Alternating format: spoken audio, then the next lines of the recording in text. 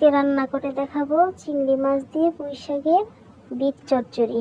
রান্নাটা অল্প মশলায় হলে খেতে কিন্তু অসাধারণ। কিচেনে এসে চুলায় প্যান বসিয়ে দিলাম, দিয়ে দিলাম সয়াবিন তেল। তেলটা গরম হয়ে আসার পর দিয়ে দিলাম কিছু পেঁয়াজ কুচি আর কিছু কাঁচামরিচের ফালি। পেঁয়াজটা ব্রাউন কালার হয়ে আসলে দিয়ে দিব হলুদের গুঁড়ো, মরিচের গুঁড়ো, ধনিয়ার গুঁড়ো, পরিমাণ মতো লবণ আর জিরে বাটা। কেউ যদি জিরে বাটা পছন্দ না করেন তাহলে স্কিপ করবেন।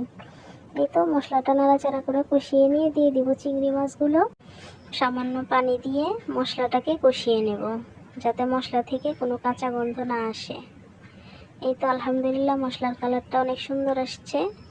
এরপর অ্যাড করে দেব কেটে ধুয়ে রাখা পুঁই শাকের বীজগুলো, আর সাথে দিয়েছি নতুন দেশি আলু। দেশি আলুগুলো দিলেই খেতে কিন্তু ইয়াম্মি হয়। পুঁই শাকের বীজগুলো থেকে অনেকটা পানি উঠে আসছে। এ পর্যায়ে সিদ্ধ হওয়ার জন্য ঢাকনা দিয়ে ঢেকে দেব। ঢাকনা উঠিয়ে অল্প পরিমাণে পানি দিয়ে দেব ঝোলের জন্য। বেশি পানি দেওয়া যাবে না, তাহলে সিদ্ধ বেশি হয়ে যাবে, খেতে কিন্তু ভালো লাগবে না। এই তো পানিটা ফুটে উঠেছে, এখন ঢাকনা দিয়ে ঢেকে দেব।